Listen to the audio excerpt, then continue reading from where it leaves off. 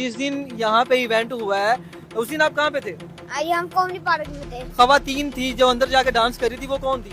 वो खुश रहे थे। वो तो कह रहे हैं कि जी 15 मिनट का प्रोग्राम था वो। 15 मिनट नहीं 3-4 घंटे लगे अंदर। परसों अंदर ही थे, झूठ बोल रहे, घर नहीं थे इनके। इन लोगों ने नाते नूते कोई नहीं चलाई, गाने कब के चल रहे थे जब भी अंदर लेके गए थे। झूठ तो नहीं बोल रहे? झूठ नहीं बोल रहा ना। पर्दा पे एक लाल कलर का था, अच्छा। उनके ऊपर लेके ना गाड़ी में बैठ गए, इधर को निकले इधर को मुड़ गए सीधा। ये वो लोग हैं जिनसे गलती हुई है, ना सिर्फ गलती हुई है और अभी पिटाई के साथ डटे हुए हैं। डिफेंड कर रहे हैं कि नहीं जी जनाब, जो है मस्जिद में तो अभी एक बंदा कह रहा था मस्जिद में तो भाई निकाह भी होते हैं। यार निकाह इस कंजर खाने के साथ नहीं होते।